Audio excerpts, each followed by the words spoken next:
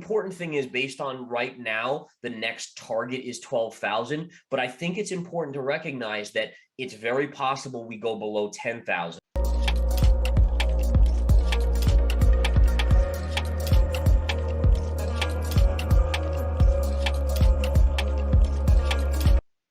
All right. Crypto Crazy asks, where does he see Bitcoin 2 to 3 years out from here? Yeah, 2 to 3 years out, I think we're back to 65.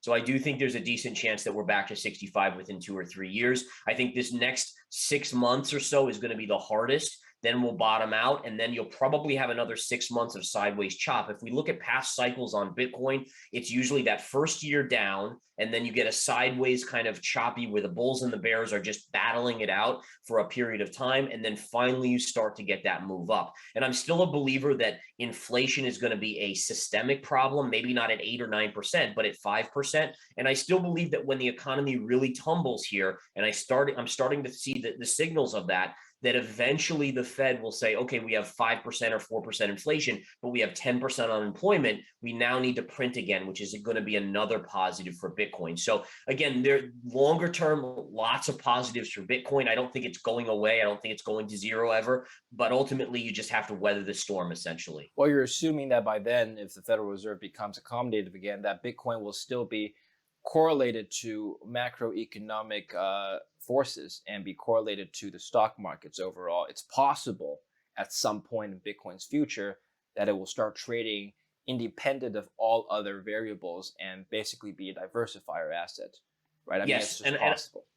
And I do believe that that will eventually happen. But the thesis that I have for the Fed being accommodative again is that the economy is going to get so bad that they're forced to, which may not necessarily make for a new massive bull run in stocks. Like, I don't think the S&P or the NASDAQ are going to hit new all-time highs for years. I think we could be in a scenario like the NASDAQ was in 2000, where when you finally dumped out, it took about 15 years to make new all-time highs. But I think Bitcoin will get there a lot sooner because it's not an economic play, right? So if the economy is suffering, if you have this systemic kind of bear market longer period, that's bad for stocks. But Bitcoin, because the printing presses will start up again, that would be ultimately a bullish scenario for Bitcoin. Okay.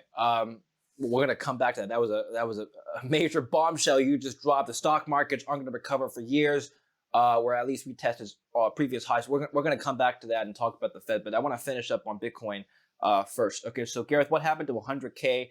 Are we retesting 69K? Oh, well, you answered the second part of the question, but yeah, what happened to 100K, Gareth? Are we still reaching that at some point? Yeah, absolutely. Absolutely. So it may just take a little bit longer. I mean, everyone wanted that instant gratification when we were at 69. Everyone was calling for it by the end of November last year. The markets just don't work that way. When everyone's on one side, they're going to flush out everyone and try to get everyone to kind of give up. But eventually the asset makes sense, right? We need it in the world we live in with the money printing, with the Federal Reserve and the central banks and just kind of the inflationary environment. So it is going to 100 and it is going beyond.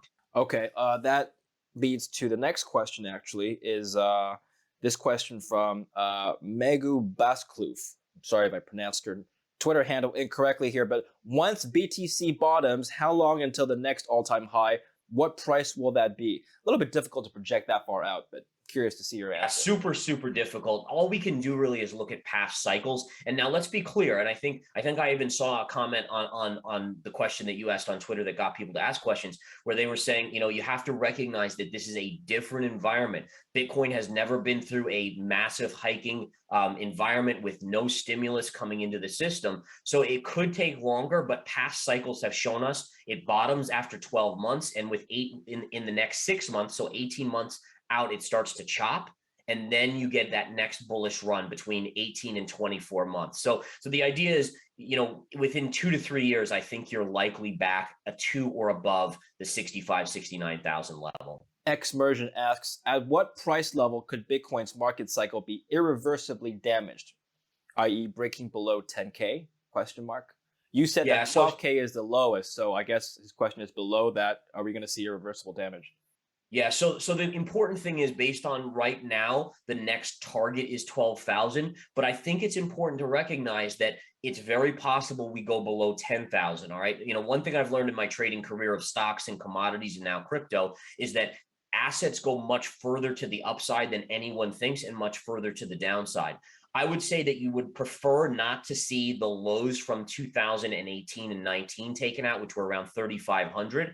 Aside from that, this new unprecedented environment for crypto, because of the Fed and what they're doing, and they're pulling out money and sucking it out of the system, you have to expect that it could be a very rocky ride. So just to give you a sense of how I'm playing this, I started a hodl position at 19,000, just a small amount. I basically said to myself, what do I want to invest in Bitcoin over the longer term to just buy and hold? And I came up with a number and I divided it in 6 parts. And I took that first sixth amount of money and I bought at 19. And I'm going to basically put a buy level of that amount, 1/6 every 3,000 down. And so I'm looking at even potentially having some still buyable money even below 12,000, because I recognize from my history of trading that it can easily go below my lowest point. So I'm at a dollar cost average now, starting from 19, 16, 13, 10, and so forth, all the way down.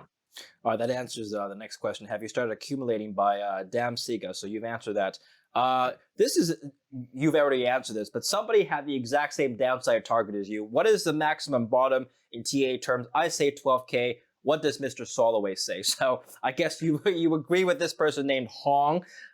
Well, one thing, so this is another great point, and we saw this with GameStop, we saw this with AMC when Wall Street Bets kind of did their runs and really bankrupted a couple hedge funds as well, is that in general, when you know that there's big institutional money that's going to be forced and that it's leveraged at certain levels, then the market is just naturally drawn to those levels to put maximum pressure. So for instance, I had heard that 20 to 21,000 was a key level for Michael Saylor and MicroStrategy's holding. Now I'm hearing that they came out and said, no, we can weather the storm lower and so forth, which is fine. But the key is you have to see more kind of big money that's leveraged kind of getting blown up. And you also have to see, I mean, again, I'm in the camp that 90 to 95% of all altcoins need to go to zero. And again, for that to happen, it makes a lot of sense that Bitcoin's going to have to go down lower than this, 17,500 level at this point to 12, maybe even below, before you wash out those kind of